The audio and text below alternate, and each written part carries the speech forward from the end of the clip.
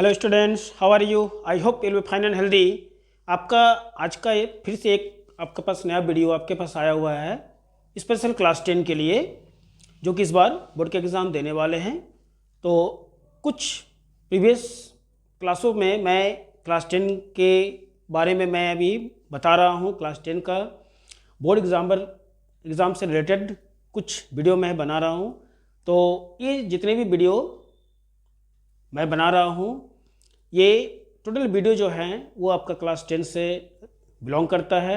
Class 10 के board में ये जितने भी क्वेश्चंस जो मैं अभी बताने वाला हूँ, जितने भी जो चैप्टर में बता रहा हूँ, सब के सब आते हैं। तो आज का भी क्लास कुछ इसी तरह का एक नया क्लास आपके पास फिर से आया है। तो इसको समझें, वीडियो को बिना स्किप किए ध्यान से समझें और फॉलो करें मेरे साथ।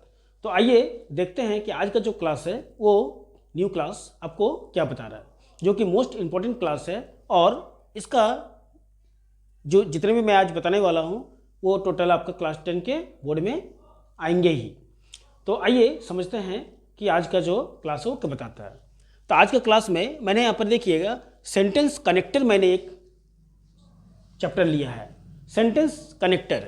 ये आपका एक सेंटेंस कनेक्टर का एक पार्ट जो है ग्रामर का, ये काफ़ी इंपॉर्टेंट पार्ट है जो कि आपका 10th के एग्ज़ाम में आते हैं और बहुत सारे बच्चों को इसके बारे में मालूम नहीं है। तो ये आते हैं, ज़रूर आते हैं। तो चलिए इसको समझते हैं कि इसको जब ये आते हैं तो इसको हम लोग कैसे समझेंगे और कैसे इसको हम लोग फिल करेंगे। तो सेंटेंस कनेक्टर जो होते हैं, जो कि क्लास 10 के लिए देखिए मैंने यहाँ पर लिख दिया है। इसमें देखिए जब आप एग्ज़ाम में जा रहे हैं तो एग्जाम पेपर में आपको देखिएगा कुछ इस तरह का हेडिंग दिखेंगे जिसमें fill in the blanks with sentence connector gives in the brackets, ऐसे लिखा रहेगा। अब उसमें आपको क्वेश्चन जो है नंबर 1, जैसे यहाँ पर इस तरह का लिखा रहेगा कि इसमें देखिएगा कुछ यहाँ पर आपका एग्जाम्पल दे दिया है, अनटिल, वाइल, एज। देखिए मैं यहाँ पर दे दिया है 3 एग्जाम्पल और यहाँ पर आपका 3 सेंटेंस। आपको इस तीनों एग्जाम्पल को सही सही आपको बैठाना है, किस जगह में कौन सा सेंटेंस बैठेगा। तो यही होता है आपका सेंटेंस कनेक्टर। अब यहाँ पर जब आपको ये मिलते हैं तो आपको ये सोचना पड़ेगा कि जो तीनों मेरे पास जो एग्जांपल है इसको हम लोग कैसे यहाँ पर बैठाएं ताकि ये मेरा सही हो जाए। तो यहाँ पर देखिएगा अनटिल, वाइल और एज जो यहाँ पर आपको बस दिया हुआ है, तो सबका थोड़ा थोड़ा हिंदी इसका समझ लीजिए। जैसे अनटिल मीन्स होता है जब तक, तब तक, ये होता है। वाइल मीन्स होता है जबकि। एज होता है मतलब ऐसा, कैसा, ये सब चीज़। अब यहाँ पर जैसे मैंने यहाँ पर देखिए 3 सेंटेंस यहाँ पर लिया है। 3 सेंटेंस में जैसे लिया है कि God made the earth, God made the earth, इसका मतलब क्या होता है समझिएगा। गॉड मेड द अर्थ का मतलब होता है कि भगवान जो है पृथ्वी को बनाए हैं। Dash man made the town, यहाँ पर जबकि हम लोग यहाँ पर जो सेंटेंस आपका बता रहा है, सेंटेंस के अकॉर्डिंग जो आपको यहाँ पर एग्जाम्पल दिया है उसमें जबकि मनुष्य ने क्या बनाया है, शहर को बनाया है। तो जबकि का मतलब ये जो वाइल आपके पास दिखाई दे रहा है वाइल, ये वाइल जो है आप इसको इसमें डाल दीजिएगा वाइल, तो ये क्या हो जाएगा आपका, ये सही हो जाएगा। While man made the town. उसी तरह से अगर नंबर 2 का बात करते हैं तो नंबर 2 में dash we have no time, मतलब हमारे पास समय नहीं है। वी कैन नॉट प्ले, मतलब खेलने के लिए।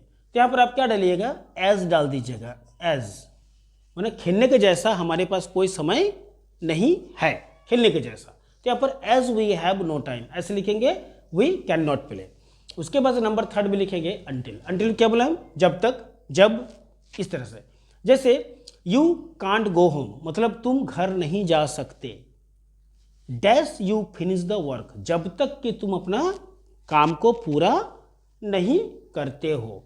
तो यहाँ पर जब तक के लिए क्या डालेंगे हम लोग, तो यहाँ पर हम लोग डालेंगे अनटिल, जब तक, मतलब जब तक, तब तक, कि तुम तब तक घर नहीं जा सकते हो जब तक तुम अपना काम को पूरा नहीं करते हो। तो you can't go home dash you finish your work, तो आप यहाँ पर अनटिल डाल दीजिएगा, आपका ये राइट हो जाएगा। आगे हम लोग चलते हैं नंबर 2 एग्जाम्पल पे। इस पे देखिएगा मैंने नंबर 2 में फिर 3 एग्जाम्पल के साथ लिया है 3 सेंटेंस। क्या लिया है, एक लिया है देन, दूसरा लिया है टिल और तीसरा लिया है वाइल। अब यहाँ पर देन का मतलब होता है तब से, इस तरह का। टिल जो होता है इसका मतलब तक होता है, जो मैंने अभी बताया था आपको कि टिल का मतलब भी होता है तक, ठीक है। अनटिल, टिल, ये सब का मतलब तक होता है। वाइल, वाइल का मतलब जबकि, जो मैंने बोला था।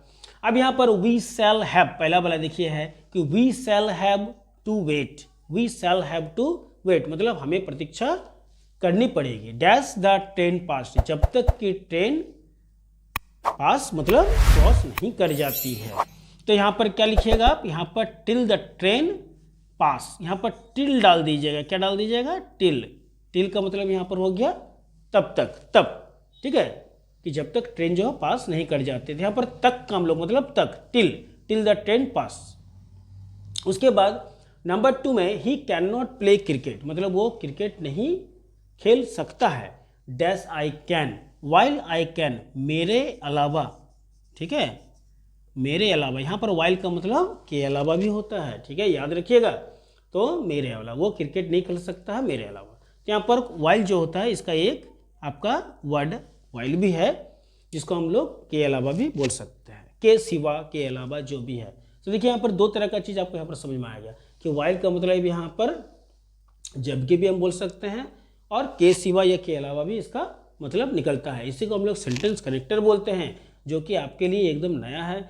तो इसको जब तक आप इसको बार बार रिवीजन नहीं करते हैं तो आपको ये दिमाग में नहीं आएगा। तो इसको जरूर रिवीजन करें। आपके पास एक बुक होगा, देखिएगा, एक गाइड, जिसमें आपका जो बर्मा से रिलेटेड है, तो वो गाइड जो जो स्टूडेंट पढ़ेंगे उसको ये सब सारी चीज़ उसमें से मिल जाते हैं। मैं भी वहीं से आपको क्लास को ज़्यादा से ज़्यादा लेता हूँ, तो आप वहाँ से ज़रूर देखें, काफ़ी अच्छी किताब है, वहाँ से आप उसको कर सकते हैं। उसके बाद डैश, यहाँ पर देखिए लिखा हुआ है नंबर 3 में कि I have no other hobby dash that of collecting stamp.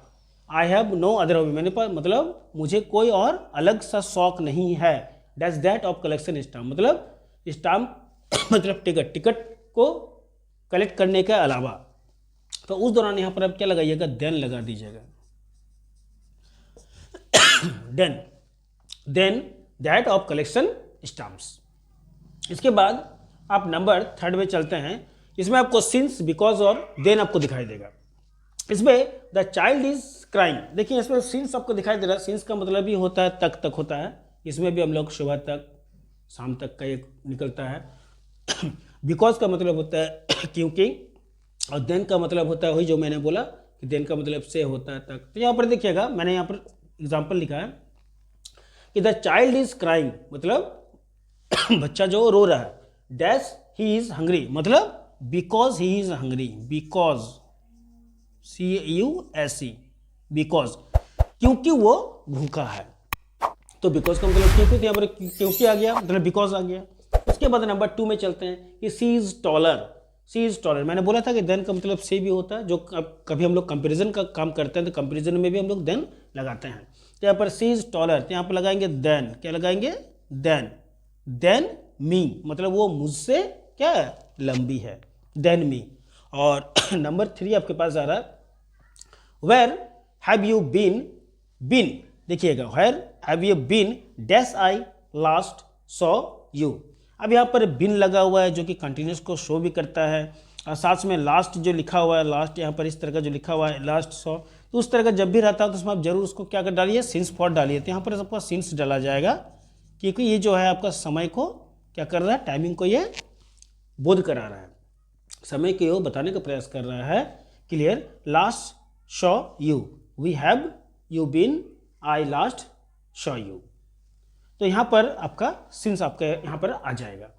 तो सेंटेंस कनेक्टर का आज आपका जो मैंने यहाँ पर टोटल 3 क्वेश्चंस, उसके 3 सेंटेंस मैंने यहाँ पर लिया है। देखिए नंबर 1, नंबर 2 और नंबर 3, और उसमें 3 एग्जाम्पल देके आपको मैंने अभी एक्सप्लेन किया। तो फिर आपका ये एक पार्ट फिर आपका चलेगा। आपका अभी ये पार्ट ख़त्म नहीं हुआ है, ये आपका पार्ट 1 जो है ये आपका अभी हो रहा है। मैं अभी इसके आगे भी इसका वीडियो फिर लेने वाला हूँ। आप वीडियो पर बने रहें, समझें और कमेंट जरूर करें। अगर किसी तरह का प्रॉब्लम हो कमेंट करें, और रिवीजन जरूर करें। रिवीजन जितना ज़्यादा प्रैक्टिस, रिवीजन आप जितना ज़्यादा करेंगे आपका एग्ज़ाम उतनी ही अच्छी जाएगी। तो आने वाले क्लास के लिए फिर आप तैयार रहें। तब तक के लिए स्वस्थ रहें, be healthy and take care.